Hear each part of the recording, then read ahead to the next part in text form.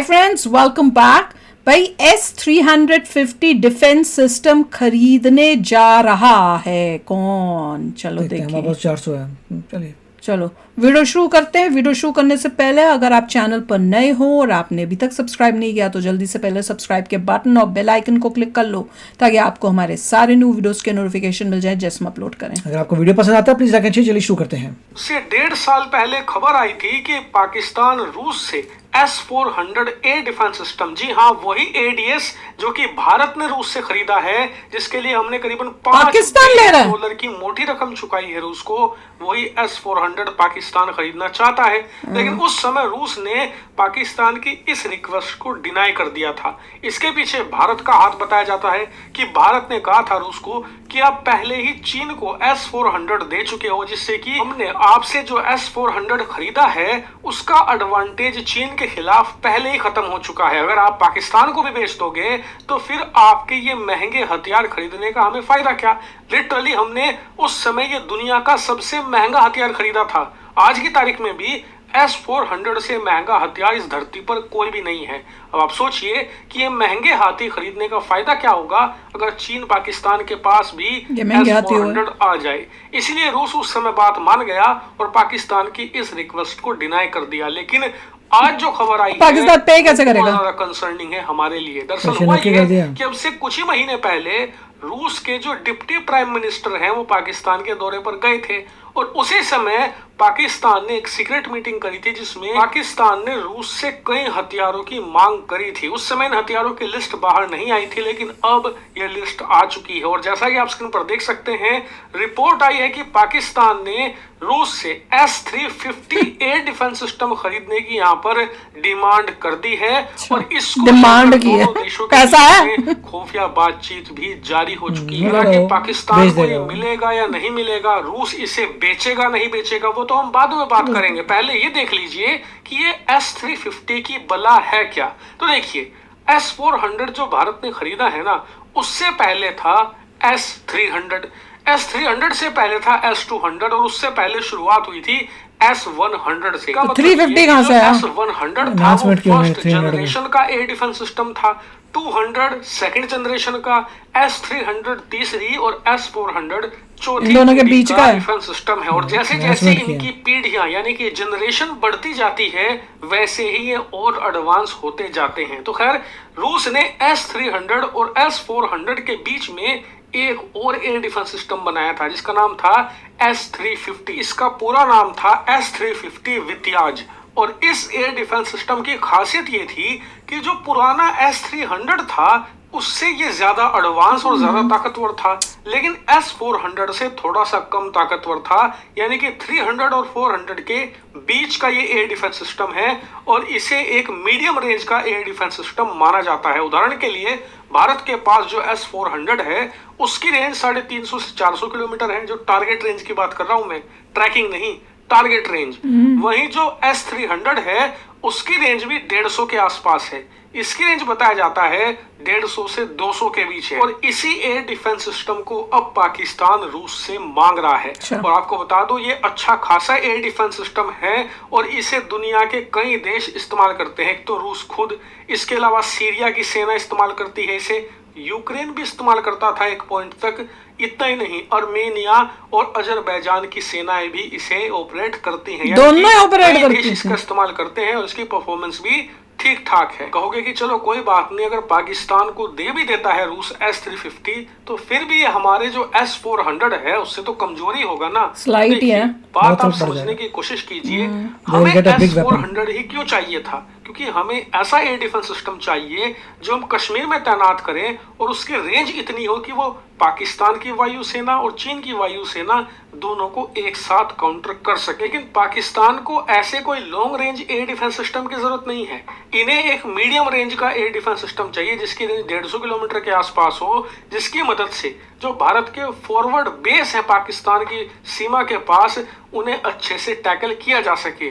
और आपको बता दूं, ये पहली बात नहीं है जब इन्होंने हमारी वायुसेना को टैकल करने के लिए एयर डिफेंस सिस्टम खरीदे हों। इससे पहले ये चीन के कई सारे ऐसे एयर डिफेंस सिस्टम खरीद चुके हैं जिन्हें चीन ने रूस के डिफेंस सिस्टम को कॉपी करके बनाया था, लेकिन मैं आपको पहले ही बता चुका हूं कि उनमें से 80% ऐसे हैं जो पहले ही सीज हो चुके हैं। जी हाँ, यानी कि वो लिटरली डेड हैं, उनका स्विच ऑन भी नहीं कर सकते आप। और इसीलिए इस समय पाकिस्तान की वायुसेना के पास प्रोटेक्शन के नाम पर कोई भी ढंग का एयर डिफेंस सिस्टम मौजूद नहीं है। इन्हें ऐसे एयर डिफेंस सिस्टम फिलहाल चाहिए जिनकी क्वालिटी और डिफेंस की कैपेबिलिटी बहुत ही ज्यादा अल्ट्रा लेवल की हो, भले उनकी रेंज 100 किलोमीटर भी हो, इन्हें चलेगा। रेंज से इन्हें मतलब नहीं है, इन्हें क्वालिटी से मतलब है। और अगर रूस का S-350 इन्हें मिलता है तो रूस ने क्या बोला, देंगे कि नहीं देंगे? सकता कि इनकी एयर डिफेंस कैपेबिलिटी बढ़ेगी, इनकी जो डिफेंस की क्वालिटी है वो भी इनहांस होगी। इसीलिए अगर पाकिस्तान को S-350 वित्तीय मिलता है तो निश्चित तौर पर इनकी जो एयर डिफेंस कैपेबिलिटी है वो भारत के खिलाफ बढ़ेगी। ये भारत के लिए एक बड़ा खतरा है। और इसीलिए आपका सवाल होगा कि क्या पाकिस्तान की इस रिक्वेस्ट को एक्सेप्ट कर लेगा रूस? तो देखिए, यहाँ तक मेरा अनुमान है फिलहाल रूस इसे शायद एक्सेप्ट ना करे, 50-50 चांस है। लेकिन भविष्य में ऐसे एडवांस हथियार आप रूस के पाकिस्तान जाते देख सकते हो, क्योंकि भारत जिस तेजी से आत्मनिर्भर हो रहा है हथियारों के मामले में, या फिर जो हम बचे कुचे हथियार भी हैं जो खुद नहीं बना पाते, वो या तो इजराइल से खरीदते हैं या फ्रांस से या फिर अमेरिका से।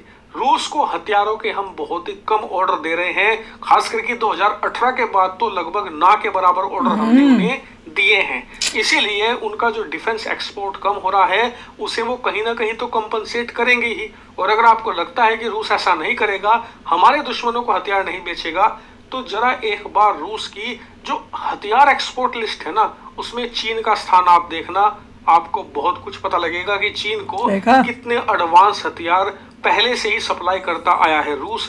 तो ऐसे में अगर कल को भविष्य में वो पाकिस्तान को भी ये सप्लाई करना शुरू कर दे तो आपको आश्चर्यचकित नहीं होना चाहिए। बाप रे, चलो देखते हैं अब रशिया देता है कि नहीं देता है। क्वेश्चन तो मुझे ये समझ नहीं आ रहा कि रशिया को ये नहीं पता कि इनके पास पैसा तो है नहीं है, ये बोलेंगे कि हमें वो क्या बोलते हैं उसमें दे दो, क्या बोलते हैं लोन टाइप में दे दो, लोन को हिंदी में क्या बोलते हैं, कर्जे पे दे दो, फिर हम उधार पे दे दो, हम थोड़ा थोड़ा करके देते जाएंगे या कुछ उस टाइप से।